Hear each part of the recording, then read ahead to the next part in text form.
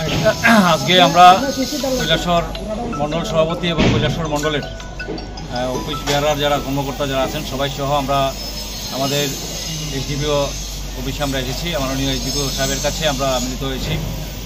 আপনারা সবাই দেখেছেন গতকালকে ফেসবুকে একটা সোশ্যাল মিডিয়াতে আমরা একটা বাইট দেখেছি। সেই বাইটের মধ্যে একজন ব্যক্তি বলছেন যে 1000 টাকায় 4 কেজি পাওয়া যাবে আজকে সকালবেলা, এবং জায়গার ঠিকানা বলে একটা ফেসবুক লাইভ সেই জায়গার মধ্যে করা হয়েছে।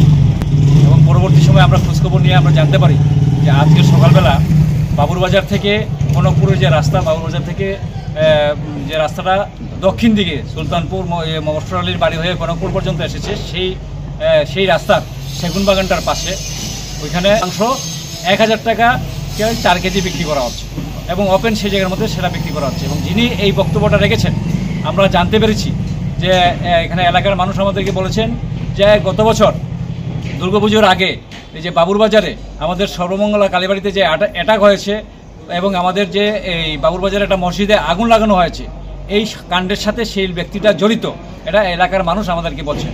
এবং সেই ব্যক্তি নাকি ফেসবুকের মধ্যে সেই লাইভটা করেছেন। এটা জানার সাথে সাথেই আমাদের হিন্দু সমাজের সমস্ত অংশের মানুষের মধ্যে একটা তীব্র প্রতিক্রিয়া সেই জায়গার মধ্যে তৈরি হয়েছে। আমরা ভারতীয় জনতা পার্টির পক্ষ থেকে আমরা মাননীয় এসডিপিও সাহেবের কাছে আমরা মিলিত হয়েছি এবং পুলিশ সাথে সাথেই উদ্যোগ নিয়েছে। ওই জায়গার মধ্যে পুলিশ রেড করবার জন্য পুলিশকে পৌঁছে গেছে। আমরা আশা রাখি যে আসামিকে গ্রেপ্তার করবার জন্য আমরা দাবি রেখেছি। আসামিকে অবিলম্বে গ্রেপ্তার করতে হবে এবং দৃষ্টান্তমূলক শাস্তি সেই জায়গার মধ্যে প্রদান করতে হবে, কারণ একটা ধর্মীয় ভাবাবেগ নিয়ে সেই জায়গার মধ্যে আঘাত সংঘটিত করা হয়েছে। এবং গত বছর মসজিদের মধ্যে আগুন লাগিয়ে একটা সমাজের মধ্যে একটা বিশৃঙ্খল পরিবেশ সেই জায়গার মধ্যে তৈরি করার ক্ষেত্রে ওই ব্যক্তির একটা অবদান সেই জায়গায় ছিল, মানুষের কাছ থেকে সেটা আমরা জানতে পেরেছি। সেটাই আমরা এখানে প্রশাসনের কাছে তুলে ধরেছি। আমরা বিশ্বাস করি যে প্রশাসন সেখানে গুরুত্বপূর্ণ ভূমিকা গ্রহণ করবে। আমরাও পার্টির সেই বিষয়গুলোর উপর আমরা পরবর্তীতে নজর রাখবো। দেখছি আমাদের কৈলাসহর মহকুমা পুলিশ প্রশাসন, এসডিপিও এবং কৈলাসহর পিএসের উদ্যোগে আমাদের বিভিন্ন জায়গায় নেশা কারবারি যারা আছেন তাদেরকে অ্যারেস্ট করবার জন্য বা নেশা সামগ্রী বিরোধী অভিযান তারা সেখানে সংগঠিত করেছেন। কিছু কিছু জায়গাতে তারা সফলতা অর্জন করেছেন। আমরা আজকে যেসব জায়গাগুলির মধ্যে নেশাজাত জিনিসগুলি বিক্রি হচ্ছে বা যারা ব্যবহার করছে সেই স্থানগুলি তাদের কাছে আমরা তুলে ধরেছি।